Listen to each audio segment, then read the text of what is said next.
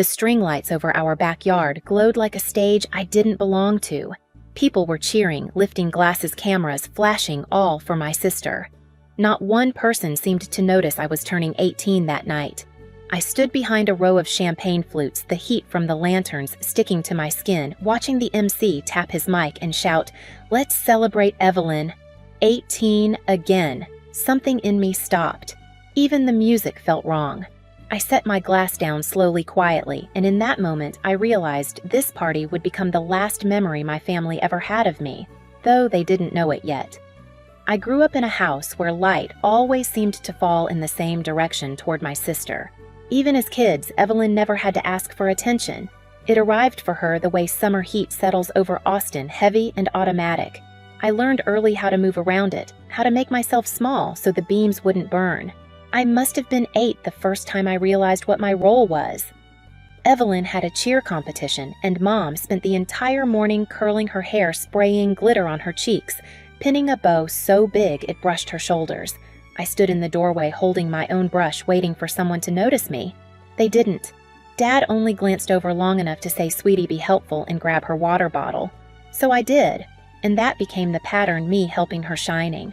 By middle school, it was routine. Evelyn talked, I listened. She won, I clapped. She needed something, I carried it. At family dinners, relatives would pull her into conversations about her future, her beauty, her potential. When they turned to me, their questions were gentler, thinner, polite in a way that made the air feel tight. "How's school?" Still drawing. Then their attention drifted back to her, like I'd only filled a pause. But the moment that never let me go happened when I was 15. I'd spent weeks making a scrapbook for her birthday sketches, little watercolor corners, a layout I'd worked on every night under my desk lamp. I remember wrapping it in brown paper, tying it with twine, feeling proud in a quiet way. She opened it in front of our parents, flipped 2 pages, stopped. "It's cute," she said, smiling at her reflection in the tablet Mom had just handed her. "But I mean, Mom bought me something real this year." She set the scrapbook aside. The spine bent when it hit the table. Something inside me did too. Later that night, sitting on my bedroom floor, I tore out one of the pages, a sketch of a room I imagined I'd design one day. Tall windows, soft light, a chair facing the sunrise. I held that page for a long time, wondering if anything I made would ever matter to them. The rest of the scrapbook went into the back of my closet. The single page went into my sketchbook. It's still there. As I got older, the imbalance sharpened instead of fading. Evelyn got a car at 16. I got the privilege of helping her pick paint for it. She had friends over. I brought snacks. When relatives came to visit, they asked about her grades, her prom dress, her college plans. Mine were polite afterthoughts. Mom used to say I was independent, the kind of daughter who didn't need much. It sounded like praise until I realized it was permission to overlook me to save their energy for the child who demanded more. Dad once told me, "You're steady, Autumn. Evelyn's fragile. She needs us more." But fragility never seemed to stop her from stepping on everything in her way. By 17, I'd learned to read the house like a map. The noisy rooms belonged to them. The quiet ones were mine. I stopped asking for things, rides, help, attention. Silence became easier, predictable, safe. And yet, somewhere under all that quiet, a tiny part of me still waited for a moment when someone might look at me the way they looked at her, for a chance to be seen without having to earn it. I only realized how foolish that hope was the night of my 18th birthday, when a single sentence confirmed what I'd always known. In this family, visibility was a privilege, not a birthright. I knew the heat that night wasn't just the summer air. It clung to me the moment I stepped into the backyard, a reminder that my place in this family was always a few steps behind everyone else. The string lights draped over the patio flickered against the pool, throwing gold across faces that weren't looking at me. I stood near the edge of the crowd, hands still sticky from arranging the last set of candles on the tables. Mom had handed me a lighter earlier and said, "Make sure everything looks perfect before guests arrive." She didn't say happy birthday. When the MC tapped the microphone, the vibrations ran through the glass in my hand. People turned, conversations paused. A small hush lifted the heat from the air. "Let's give a huge cheer," he said to Evelyn, celebrating her 18th again. The crowd erupted. I didn't. For a second, everything blurred, the lanterns, the voices, Evelyn's bright smile as she stepped forward in a white dress she bought just for the night. My eyes landed on the cake. 3 tiers, frosting like marble, her name written across the top in gold. My name wasn't anywhere. I felt Mom touch my arm, soft but firm enough to keep me still. "Don't step up," she whispered. "It'll confuse people." Confuse people. At my own birthday. I looked at Dad. He didn't meet my eyes. He was clapping too loudly the way people clap when they're pretending nothing is wrong. Evelyn made a wish. Cameras flashed. Guests chanted her name. Someone beside me said, "She looks amazing." This is so her night. And suddenly, I understood something sharp and simple. There was no mistake. No misunderstanding. This wasn't my celebration accidentally overtaken. It was theirs intentionally reassigned. My throat felt tight, but my breathing stayed steady. I did what I always did, quiet, contained, unseen. I lifted my glass halfway as if to join the toast, then set it down before it reached my lips. Nobody noticed. A small piece of wax dripped from a candle onto the tablecloth. I watched it harden, pale and final. Then I turned, walked past the laughter, past the music, past the house that had never been mine. Barefoot on the warm pavement dress brushing my knees, I didn't look back. Not even once. I didn't run. I just kept walking until the music from the backyard faded into a distant hum, swallowed by the heat and the empty stretch of the neighborhood street. The pavement was still warm under my feet, but the air had cooled enough to sting my skin. I didn't know where I was going. I only knew I couldn't stay. When the bus finally appeared at the stop on the main road, its headlights cut through the dark like a quiet invitation. I stepped on without thinking. The driver glanced at my dress at my bare feet, then back at the road. He didn't ask questions. I was grateful for that. The door folded shut behind me with a hiss. That sound felt like a line being drawn. I took a seat near the back. The engine rumbled low and steady, and for the first time all night, there was no one telling me to smile, to be quiet, to stand aside. Just the hum of wheels on asphalt, the flicker of streetlights against the windows, and the faint smell of old coffee lingering in the air. Somewhere between Austin and the next town, I reached into my purse and pulled out my sketchbook. The cover was worn soft from years of being handled edges, frayed corners bent. My fingers brushed the page where the drawing had been torn years ago. The empty imprint of that missing sheet stared back at me. I flipped to a blank page and rested the pencil against it. A room began to take shape, tall windows, open light, a single chair turned toward the sunrise. I didn't know it yet, but that was the first draft of the life I was about to build. The bus carried me north through the night. Each hour felt like a quiet, shedding the weight of Dad's silence, the precision of Mom's control. Evelyn's shadow stretching across every room. By dawn, when the skyline of New York rose in the distance, something in me settled. Not peace, not hope, just resolve. Queens was the only place I could afford. A narrow room with peeling paint, a window facing a brick wall, and a radiator that clanked whenever it felt like waking up. I paid the deposit with the summer internship money I'd saved, $600 total. When the door closed behind me, the silence echoed. Not empty. Open. I set my sketchbook on the windowsill. The space felt small, but it felt mine. My days became a montage of survival. Opening shifts at a small cafe. Steam rising from milk pitchers. Wiping tables until my hands ached. Faint jazz playing through old speakers. And every night, classes on my laptop. Notes scribbled until the margins disappeared. Building digital models between the sounds of traffic and the thin walls around me.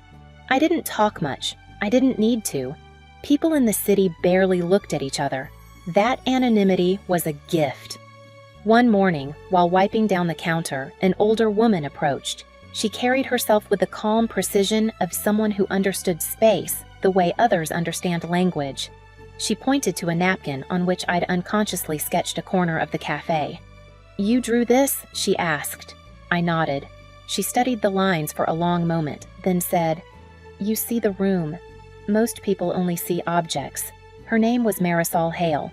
I would learn later she was known in certain circles for turning abandoned warehouses into homes with soul. That day, she simply handed me her card. "Come by the studio," she said. "I might have a space for you." It wasn't a promise. It was an opening. At her studio, a converted warehouse with brick walls and afternoon light pouring through skylights, Marisol looked through my sketches, each one spread across a long oak table. Her finger paused on the page with the imagined room, the one I'd drawn on the bus. "You build from absence," she murmured. I didn't ask what that meant. I understood. The internship she offered paid almost nothing, but it gave me access to the tools, the scraps of wood, the fabric samples, the empty rooms waiting to be redesigned. I swept floors labeled materials, learned how light behaves against stone, how texture can soften a wound you don't name aloud. My routine changed again. Studio by day, work by night, sketchbook always in my bag. I learned to listen to space, how it breathes when you shift a chair, how shadows can make a room honest. Marisol rarely praised me, but when she did, it was with sentences that felt like anchors. "You work like someone who's had to earn every inch. You understand quiet. You design with memory."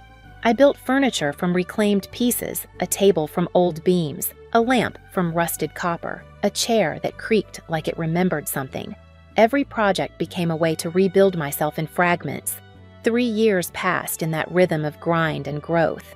I worked until my fingers bruised, until my eyes blurred at 2 in the morning, until the girl who left Austin barefoot no longer felt like someone I knew. She was still inside me, but quieter, like an echo I had learned to respect instead of obey. Then one evening, Marisol placed a stack of files on my desk. "Clients asked for you by name," she said. Just that. No smile, no ceremony. But I felt the shift. The first breath of a life that wasn't borrowed or inherited, but built. That night, in my tiny room with the brick wall window, I made a spreadsheet. Expenses, savings, supplies, projected costs, potential clients. A list titled "Steps to Independence." I typed, checked, filed, deleted, rearranged. No noise, just decisions settling into place. By morning, I had a plan, a real one. Autumn Atelier would be mine. My studio, my space, my name. The bus had carried me away. My work would carry me forward. This time, I wasn't running. I was building. This time, I wouldn't fix what they had broken. The morning my TED Talk went live, I didn't think anything would change. It had been a quiet event in a small auditorium filled with people who listened carefully and left without applause that echoed. I told a story without names, a girl whose 18th birthday had been taken from her, who walked out mid-party and chose silence as a boundary. 2 days later, my inbox cracked open. Messages, requests, articles, clips shared with captions like, "This is what healing looks like." The video passed 1 million views before I even processed the first wave. I didn't respond. I kept moving, studio mornings, sketch revisions, client calls, Luca handing me coffee that was always too sweet. Routine kept the noise at a distance. Then the interviews started. Magazines wanted to talk about the girl rebuilding herself. Design blogs asked about my process. Podcasts asked about resilience. I kept my answers short. I let silence frame the rest. The first tremor came from Texas. A text from my mother. "We saw the video. Evelyn is upset. Maybe you should check on her." No acknowledgement of the talk. No recognition of the work. Just the same gravitational pull toward Evelyn. I didn't answer. Later, my father wrote, "Congratulations on your success. But please understand, your sister feels targeted. Targeted by a story with no names." The familiarity stung more than the message itself. I set the phone aside and kept measuring a slab of reclaimed oak for a shelving project. The tape clicked cleanly against the edge. Nothing in my hands trembled. The next morning, Luca came running in with his tablet. "You need to see this." A gossip site had posted an interview with Evelyn. Her face filled the screen, composed, practiced. Headline: "Sister of viral designer says people don't know the real story." I didn't open it at first. The glow from the tablet reflected off the metal drafting ruler on my desk. When I finally read it, the words were predictable. "She exaggerates for attention.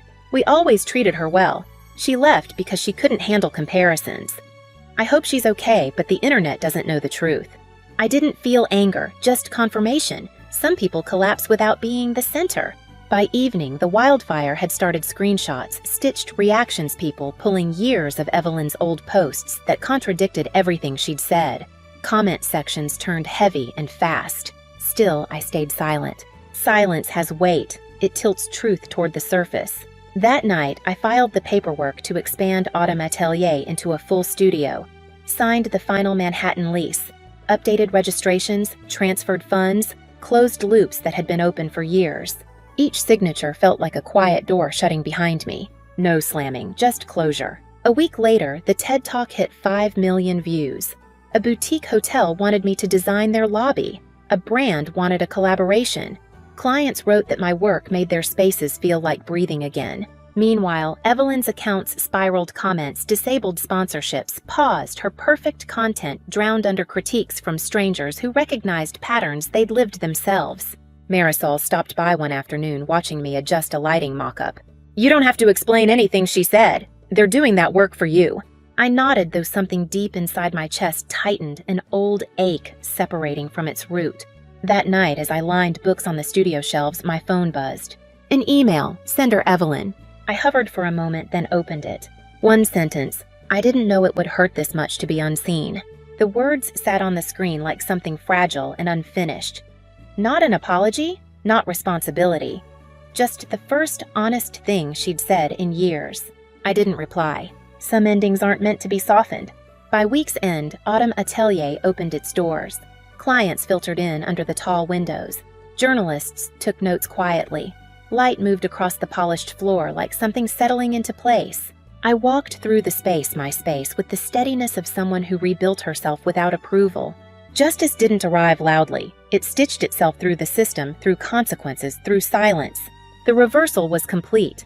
Balance restored. When the noise finally settled, it didn't feel like victory. It felt like air, clean, unclaimed, filling the corners of my loft. New York had a way of holding silence differently. Not heavy, not punishing, just present. Most nights, I stayed late at the studio, letting the dim pendant lights fall across unfinished models and stacks of reclaimed wood. The city outside pulsed in soft intervals, distant sirens, a gust of wind sweeping past the window, the low rumble of trains moving underground. All of it blending into a rhythm that didn't ask anything of me. I found myself gravitating toward the olive tree in the center of the loft. Its leaves brushed the skylight, now catching the last of the evening glow. 3 years ago, I could barely keep a plant alive in a dark room in Queens. Now, this one grew taller than my reach.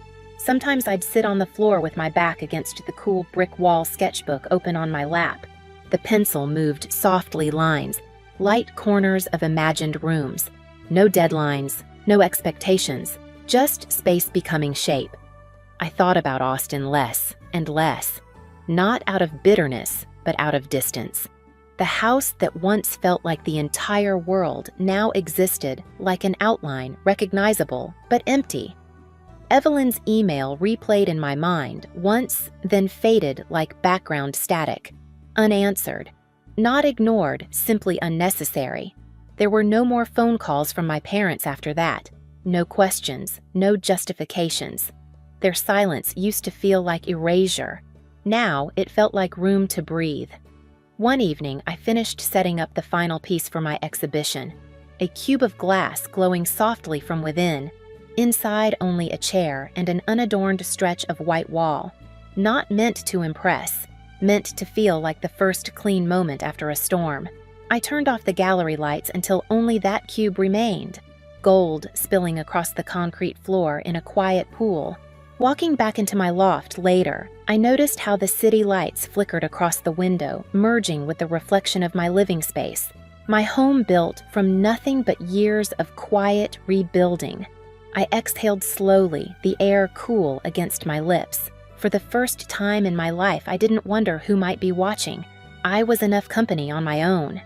Some people rebuild their lives by shouting their pain into the world. I rebuilt mine by turning the lights on in a room no one ever thought I'd own. Silence didn't break me. It shaped the walls, the floor, the doorway I finally walked through without fear. And standing here now, looking at the city breathing below my windows, I understand something simple.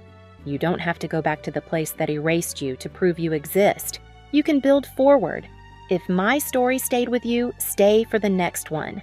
Let's keep walking toward the light.